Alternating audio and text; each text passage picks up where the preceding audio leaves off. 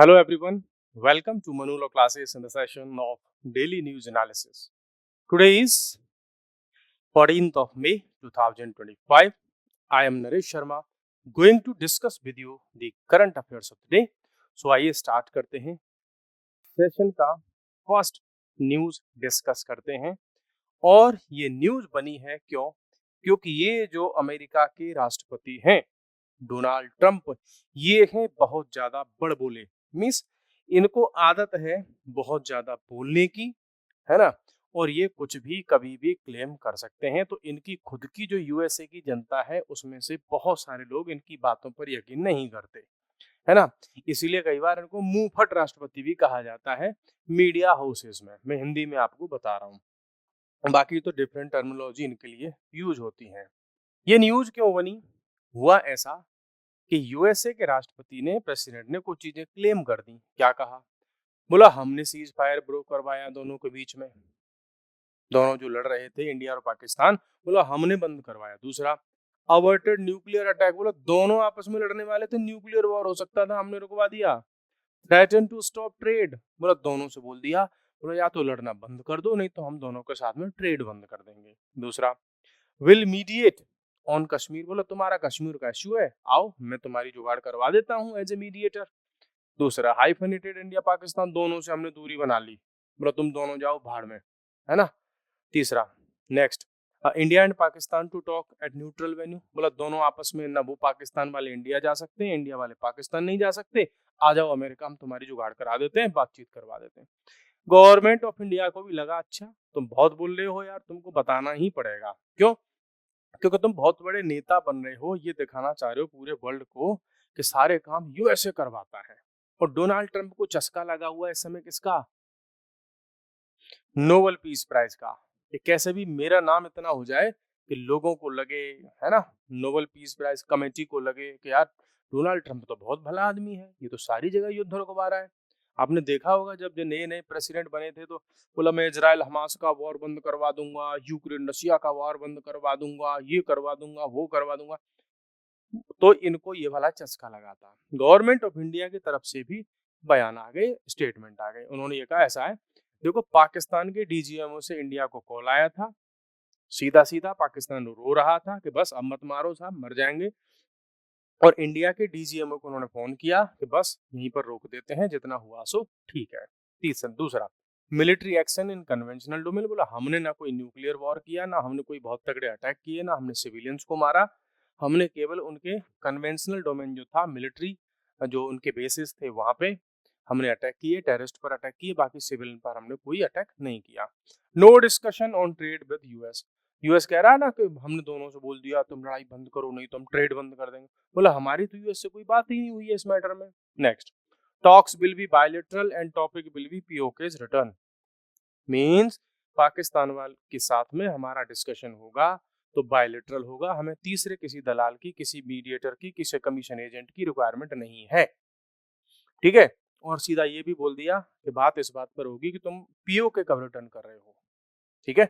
Next, no hyphenation, बोला India बिल्कुल दुनिया से अलग नहीं हुआ है और इंडिया के साथ में पूरा वर्ल्ड खड़ा हुआ है, international community stands with India on terrorism, ठीक है। तो टेररिज्म में के मैटर पर इंडिया के साथ खड़ा हुआ है पूरा विश्व। Next, no such discussion plant, बोला ऐसे डिस्कशन की तो कोई बात ही नहीं हुई है कि साहब चलो अमेरिका चल के बात कर लेते हैं दोनों, है ना, तो वो कुछ बात ही नहीं हुई है। तो ये स्टेटमेंट दे दिए यूएसए के प्रेसिडेंट के अगेंस्ट में, मीन्स अपनी बातों को क्लियर करने के लिए, क्योंकि इंडिया में भी अपोजिशन पार्टी जो हल्ला मचा रही थी कि आप क्लियर करो साहब यूएसए ने कुछ करवाया है क्या इसमें, है ना। तो ये यहाँ पर उन्होंने क्लियर कर दिया। तो इंडिया रियाफॉर्म्स बायलैटरल अप्रोच, बोला जे&के पर हमारा सिंपल सिद्धांत है, इंडिया पाकिस्तान सीधे बात करेंगे, सीधा प्रॉब्लम सॉल्व करेंगे। Focus on Pakistan occupied Kashmir पर हमारी जो बातचीत होगी, बोला तुम कब वापस कर रहे हो, केवल इस पॉइंट पर बातचीत होनी है, इसके अलावा और किसी चीज पर हमारा डिस्कशन नहीं होगा। ऑपरेशन सिंदूर का कंटेक्स्ट था, सीधा सीधा गवर्नमेंट ऑफ इंडिया की तरफ से स्टेटमेंट हो गया कि इसमें यूएसए का कोई रोल नहीं है, दोनों कंट्रीज ने आपस में मिल बैठ करके प्रॉब्लम सॉल्व किया। न्यूक्लियर एस्केलेशन क्लेम्स, बोला कोई न्यूक्लियर जैसी बात ही नहीं थी, ना पाकिस्तान इंडिया, इसमें कोई मतलब नहीं है यूएसए का। US claims of mediation and cease fire, वो बोला फालतू में क्लेम कराए करता रहे, बाकी उसका कोई रोल इसमें नहीं रहा है। India and Pakistan announces cease fire separately, दोनों ने अलग अलग सेपरेट जो है सीज फायर अनाउंस किया था और किसी तीसरे का उसमें कोई रोल नहीं है। Trump's remarks on trade and diplomacy, बोला उसने फालतू में बोला कि हम ट्रेड बंद कर देंगे, दोनों झगड़ा बंद करो, बोला ये भी सब बेकार था। Indian government rebukes US narrative, तो इंडियन गवर्नमेंट ने डिसमिस कर दिया है किसको, जो ट्रम्प का अपना स्टेटमेंट था, वो एक नैरेटिव बनाना चाह रहे थे कि यूएसए या डोनाल्ड ट्रम्प बहुत तगड़ा नेता है और ये सारी दुनिया में अपनी दादागिरी दिखाता है। Judiciary must earn public respect से सीजीआई खन्ना, आप सबको पता होगा कल थी 13 मई 2025, honourable justice chief justice of India Sanjeev Khanna वो हो गए कल रिटायर, तो इनकी रिटायरमेंट की फेयरवेल पार्टी थी और पार्टी में इनकी काफी तारीफ कर दी नए जो सीजीआई बन रहे हैं, जिनका नाम आप सब जानते होंगे, जस्टिस बी.आर. गवाई। ठीक है, इन्होंने काफी तारीफ की, अब तो फॉर्मर ही कहेंगे, former chief justice of India Sanjeev Khanna sir की। संजीव खन्ना सर जाते जाते एक बात कह गए और लग रहा है कि पिछले दिनों में जो जुडिशरी पर क्वेश्चन मार्क लगे, जो हंगामा हुआ, उसका असर देखने को मिला। उन्होंने ये कहा कि judiciary must earn public respect through integrity, not demand और कमांड। मींस जुडिशरी है उसको जनता प्रेम करे, रेस्पेक्ट करे, ये उनको कमाना पड़ेगा। डंडे के दम पर रेस्पेक्ट नहीं करवा सकते हो, डंडे के दम पर आप किसी को डरा सकते हो, ऑर्डर के दम पर किसी को डरा सकते हो, रेस्पेक्ट तो अंदर की चीज है, ठीक है, वो आप डरा करके किसी रेस्पेक्ट नहीं करवा सकते हो। लोग डर जाएंगे, ठीक है, आपने कनपटी पे बंदूक रख दी, बोलो गुड मॉर्निंग, तो हम बोल दे हाँ गुड मॉर्निंग सर, ठीक है। तो चीफ जस्टिस इंडिया हो या कोई और भी जजेस है, उनको good morning sir, my Lord, ये सब बोल रहे हैं, ठीक है, लोग बोल रहे हैं, लेकिन अंदर से रेस्पेक्ट है या ये डर का रेस्पेक्ट है, वो दोनों में अंतर होता है। तो सीजीआई सर जाते जाते बात कह गए कि भैया जुडिशरी के जो जजमेंट्स होते हैं, जजेस होते हैं, उनका काम होता है फ्यूचर में उन चीजों की दिखाई पड़ जाती है, फ्यूचर जजमेंट में वो चीजें समझ में आती हैं कि वो क्या ऐसा करके गए। उनकी जो वर्किंग स्टाइल थी उसको काफी प्रेज्ड किया। नए वाले चीफ जस्टिस ऑफ इंडिया जो बनने वाले हैं, आप तो बनी गए होंगे। Reforms introduced, justice Khanna sir के अंडर में कुछ रिफॉर्म्स इंट्रोड्यूस हुए, वो अच्छे थे। एक तो कि जजेस की जो सैलरी या मैं कहूँ जो स्पेशली जो उनके असेट्स हैं वो वेबसाइट पर ओपन कर दिए गए, तो ये बहुत बड़ा अचीवमेंट है। Plus public sharing of supreme court and high court की अपॉइंटमेंट प्रोसेस, कैसे कौन अपॉइंटमेंट हो रहा है, किसका क्या हो रहा है, उस प्रोसेस को भी पब्लिक के सामने ला करके रखा गया। फिर पब्लिकेशन ऑफ कॉलेजियम की रिकमेंडेशंस, के सुप्रीम कोर्ट हाई कोर्ट के जब जज बनते हैं तो कॉलेजियम उनको रिकमेंड करके प्रेसिडेंट के पास में भेजते हैं, तो किस किस के नाम वहां पे गए हैं और कौन उसमें से सिलेक्ट हुए, ये नाम भी अब ओपन आ जाया करेंगे, ये भी पता चल जाएगा। बार एंड बेंच पर क्या किसका डिस्कशन हो रहा है, किसका नाम लिया गया, सीनियर एडवोकेट कौन लिया गया, किसको जज बनाया गया, ये सारी चीजें भी अब ओपन हो जाएंगी। दूसरा उन्होंने ये कहा कि भाई पिछले कुछ टाइम में जो केसेस के फैसले थे, उनका जो रिजोल्यूशन था, सॉल्व उनको करना था, वो 106.6% का रेशो रहा। मींस क्या रहा कि पिछले कुछ ड्यूरेशन में केस अगर फाइल हुए 100 तो सॉल्व हो गए 106। मींस जो बैकलॉग है वो काफी हद तक सॉल्व भी हुआ है। तो ये कहा है जाते जाते जो है chief justice of India CGI Khanna sir ने, तो काफी चीजें उन्होंने कही। यहीं पर एक बात जो है हमारे अटॉर्नी जनरल सर हैं आर वेंकट रमनी, इन्होंने बोल दिया, मीन्स तारीफ कर दी, नंबर बना लिए अपने, कि CGI Khanna as a river that flowed quietly.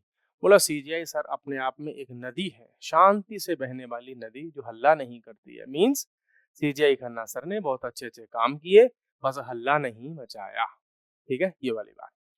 Next है PM visits Adampur airbase, lauds troops for operation Sindoor. तो ऑपरेशन सिंदूर के लिए प्राइम मिनिस्टर ने इंडियन आर्म फोर्सेस को काफी प्रेज किया, सैल्यूट किया, उनको तारीफें की और पहुंच गए कहाँ पर, आदमपुर के बेस पर, जो कि पंजाब में है, और पंजाब में ये आर्मी का बेस है, ठीक है, हमारा एयर बेस है। यहाँ पहुंचने का रीजन क्या था, पाकिस्तान में प्रोपोगेंडा चल रहा था और पाकिस्तान प्रोपोगेंडा के लिए जाना भी जाता है। पाकिस्तान ने अपने मीडिया में, क्यों मीडिया क्या है पाकिस्तान में, मीडिया मतलब आर्मी का मीडिया, उन्होंने ये दिखा दिया था कि भाई पाकिस्तान की आर्मी ने, एयरफोर्स ने इंडिया के आदमपुर एयरबेस को डिस्ट्रॉय कर दिया है। प्राइम मिनिस्टर मोदी पहुंच गए वहां पर, बोला कहाँ किया, ये लो देखो। तो वहां चारों तरफ वीडियोग्राफी हुई, स्पीच हुई, सारे लोगों से वहां सब कुछ दिखाया गया मीडिया के सामने, ये देखो हमारा बेस। तो पाकिस्तान का प्रोपेगेंडा वहां पर क्या कर दिया, न्यूट्रलाइज कर दिया गया। बेस कहाँ पर है ये, पंजाब में, ठीक है। तो इस सब के पीछे ये था। दूसरा, उन्होंने एक पॉइंट और कहा कि भैया हमने खींच दी एक लक्ष्मण रेखा। लक्ष्मण रेखा क्या है, लक्ष्मण रेखा ये है, जैसे आपको ध्यान हो तो वनवास के समय पर सीता जी को उसके लक्ष्मण रेखा के अंदर रख जो है बोल करके गए थे लक्ष्मण जी, बोला आप भाभी जी इससे बाहर मत निकलना, बाकी कोई इसके अंदर आएगा तो जल करके भस्म हो जाएगा, है ना। तो इंडिया ने बोल दिया कि ऑपरेशन सिंदूर हमारी लक्ष्मण रेखा है, कि अब अगर कोई इंडिया के अंदर टेररिस्ट आएगा तो हम उसको जला करके भस्म कर देंगे, खत्म कर देंगे, ठीक है। ये वाली स्पीच भी दी है प्राइम मिनिस्टर ऑफ इंडिया ने। तो काफी मीन्स मैं कहूँ सॉलिड और बोल्ड स्पीच उन्होंने दी है। प्लस उन्होंने ये भी कहा है साथ में कि भैया पाकिस्तान से अगर टेररिस्ट आएंगे तो पाकिस्तान भी मिट्टी में मिल जाएगा, ये बात भी ध्यान में रखना, ठीक है। तो ये वाली बात उन्होंने बड़ी क्लियर बोल दी। बाकी जो पॉइंट्स हैं कल की भी न्यूज में थे, इंडिया ने कह दिया कि हम भैया टेररिस्ट और वहाँ की आर्मी में कोई डिफरेंशिएट नहीं करेंगे, हम मान करके चलेंगे टेररिस्ट आया है तो उसके पीछे वहाँ की आर्मी काम कर रही है। प्लस न्यूक्लियर ब्लैकमेल, बोला हम तुम्हारे न्यूक्लियर बम से डरने वाले हैं नहीं, तो तुम इस चीज को भूल जाओ कि हम तुम्हारे से न्यूक्लियर वाले जो है ब्लैकमेलिंग से हम डर जाएंगे, हमें जहां घुस करके मारना होगा हम मारेंगे, ठीक है। नेक्स्ट न्यूज है हमारे पास में, आर्टिकल है द हिंदू का, the right to repair movement. Right to repair movement का मैं आपको इंट्रो करूं तो ये न्यूज में इसलिए आया है कि गवर्नमेंट ऑफ इंडिया का डिपार्टमेंट ऑफ कंज्यूमर अफेयर्स लेके आया है रिपेयरेबिलिटी इंडेक्स। क्या है ये, कि जो मार्केट से आप equipments, machine, mobile phone, laptop, washing machine, TV purchase करके लाते हैं, वो रिपेयर करवाने के मामले में, रिपेयर करवाने के एस्पेक्ट से, उस एंगल से कितनी अच्छी है, तो वो रैंक इस रिपेयरेबिलिटी इंडेक्स में आया करेंगी। तो आप जब mobile, washing machine, TV purchase करने जाया करोगे, देख लिया करोगे भैया कि ये अगर खराब हो गई तो रिपेयर होगी या नहीं होगी, इससे ये न्यूज आई है, ठीक है। हो क्या रहा है कि राइजिंग नीड फॉर रिपेयरेबिलिटी के पूरे वर्ल्ड में अब ये डिमांड ऊपर उठने लगी है। यूएसए में तो बहुत बड़े लेवल पर पहुंच गई हैं चीजें कि भैया जो प्रोडक्ट्स कंपनीज बना रही हैं उनको ड्यूरेबल बनाएं और ऐसे बनाएं कि वो रिपेयर हो सके, उनके स्पेयर पार्ट्स मिल सकें।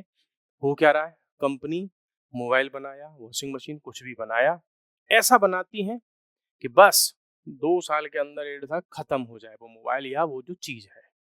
उससे दिक्कत क्या आती है कि लोगों को फिर से पैसा खर्च करना पड़ता है, फिर से जाते हैं मार्केट में परचेज करने के लिए, जबकि ओल्ड चीजें, इसमें से ही बता रहा हूँ मैं जो कुछ भी लिखा हुआ है, जो ओल्ड पहले चीजें आती थी वो आपने एक बार परचेज कर ली तो आपको डिकेड्स, मैं कह रहा हूँ हो सकता है कि 10 ईयर्स 20 ईयर्स तक कुछ भी उसमें करवाने की रिक्वायरमेंट नहीं होती थी। खराब हो जाता था तो को इसके उसके स्पेयर पार्ट्स को हम चेंज करा लेते थे, रिपेयर करा लेते थे। अब ऐसी चीजें आ रही हैं, आप एक बार परचेज करके ले आए, मोबाइल का ये वाला मॉडल ले आए तो आने वाले साल 1.5 साल में 2 साल में ये खत्म हो जाएगा, आपको नया मॉडल लेना ही पड़ेगा। क्यों, क्योंकि इस पर सॉफ्टवेयर के अपडेट्स आने बंद हो जाएंगे, इसके स्पेयर पार्ट्स नहीं मिलेंगे। चाहे आप इस मामले में आप बाइक ले लो, कार ले लो, टीवी ले लो, washing machine, AC, computer, laptop, कुछ भी ले लो, सब में यही प्रॉब्लम आ रही है। तो पूरे वर्ल्ड में ये प्रॉब्लम चल रही है, इस पर इंडिया ने अपनी तरफ से अब एक्शन लिया है। हालांकि वर्ल्ड में पहले से ये चल रहा है। Material constraints and economic pressure, पूरे वर्ल्ड पर इसका एक इकोनॉमिक प्रेशर बनता है कि भाई अब हम एग्जांपल ले लें, सपोज करो नेपाल की, भूटान की, वहां पर चीजें बहुत ज्यादा मैन्युफैक्चर नहीं होती। अगर वहां की अंदर के लोग उन प्रोडक्ट को रिपेयर नहीं कर पाएंगे तो फिर तो उनको हमेशा नए ही परचेज करने पड़ेंगे। तो भैया नेपाल तो, भूटान, छोटे छोटे देश, ये तो हमेशा क्या बने रहेंगे, इम्पोर्टर बने रहेंगे मटेरियल के, तो सब कुछ इंपोर्ट करना पड़ेगा। और रिपेयरिंग इंडस्ट्री जो है वो अपने आप में एक इंडस्ट्री हुआ करती थी, अब वो बहुत ज्यादा डिस्ट्रॉय हो चुकी है। क्यों, पहले उसमें लाखों करोड़ लोगों को एम्प्लॉयमेंट मिलता था, अब नहीं मिल रहा है। तो इस पर गवर्नमेंट काफी काम कर रही है, देखो कहाँ तक इसमें पहुंच पाते हैं। ग्लोबल लेवल पर इसमें अच्छा खासा काम हो रखा है।